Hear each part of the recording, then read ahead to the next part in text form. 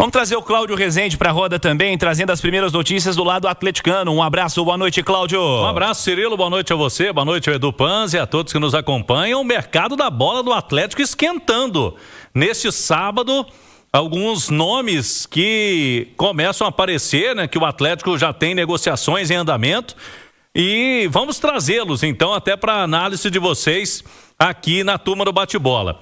Primeiro, vamos falar sobre o lateral Juninho Capixaba, que a gente já trouxe esta informação aqui na Itatiaia durante a semana.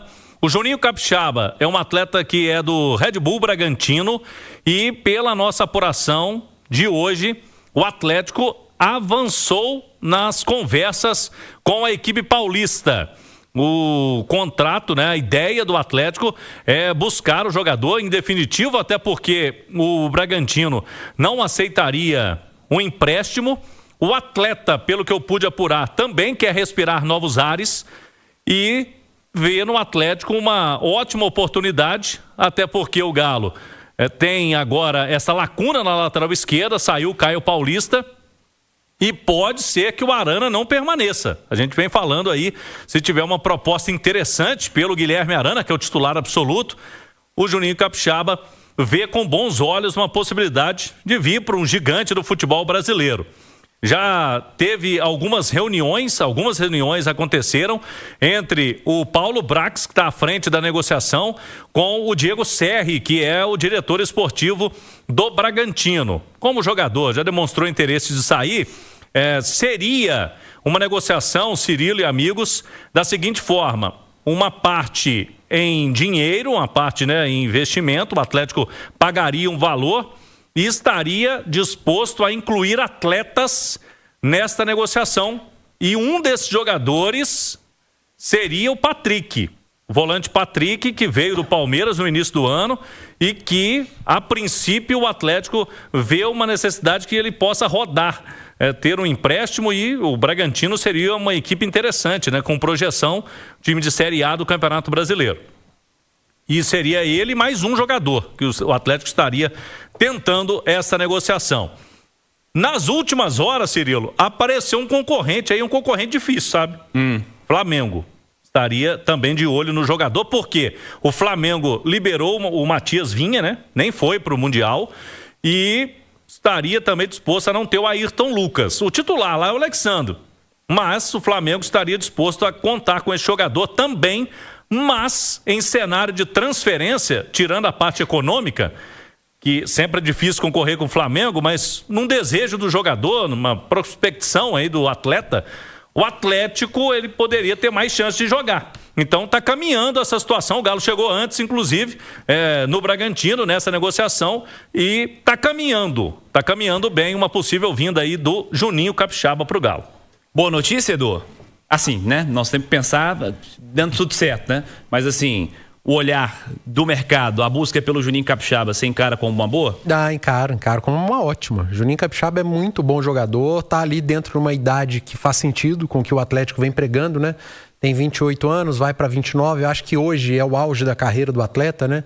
E passou por um período difícil na atual temporada, teve uma lesão, ficou ausente durante um tempo do Bragantino. Quando retornou, recuperou a posição de titular, é uma das lideranças do elenco da equipe de Bragança, que tem uma característica diferente, né? O Bragantino não é aquela equipe grande que joga sob pressão, que busca títulos, nada disso, mas tem um objetivo muito claro, todo mundo sabe qual é. E eu acredito que para o atleta sair do Bragantino já chegando aos 29 anos, seja algo interessante, indo para o clube grande, para conviver com esse tipo de pressão, que é bom, pressão por conquista, jogar diante de muita gente, torcida. Agora, o Cláudio traz uma informação que deixa o Atlético atento, né? A concorrência do Flamengo, financeiramente, ela é, eu não digo nem pesada, ela é insustentável. Comparável. Se o Juninho Capixaba optar pelo lado financeiro, dificilmente ele vai vir para o Atlético. Se ele optar por estar num ambiente em que ele vai ter condição de jogar, vai ter mais minutos em campo, talvez o Galo seja a melhor opção, já que o Flamengo tem as suas escolhas, já tem o seu titular, enfim. Uma dificuldade extra que o Atlético vai ter nessa janela também é o fato de não ter Libertadores, né? Na hora que você vai competir com o Flamengo, com o Palmeiras, com o Botafogo, com o Bahia... Com vários, né? Que todo mundo vai para Libertadores, né? Mas na hora que você vai competir, as competições que você vai disputar também pesam, né? Então você tem que apresentar pro atleta, pro staff do atleta, algum tipo de projeto que vá convencê-lo, né? Fora a parte financeira. E outro ponto que pega é a situação do Guilherme Arana. O mundo ideal é você ter Guilherme Arana e Juninho Capixaba. Você estaria muito bem servido na sua lateral esquerda, uma competitividade no dia a dia dos treinos que certamente iria potencializar o nível dos dois, mas não vejo também como nenhum absurdo a saída do Guilherme Arana. Os ciclos, eles precisam... Chega um momento em que os ciclos vão se encerrando. O Guilherme Arana ainda é um jogador lá de 2020. É o jogador mais longevo do Atlético agora, com a saída do Igor Rabelo. Era o Igor, né? É início de 20 ele chegou. Ele chegou ali junto com o Ala, né? Antes até do Sampaoli. O Arana tem muita história com a camisa do Atlético. É um ídolo.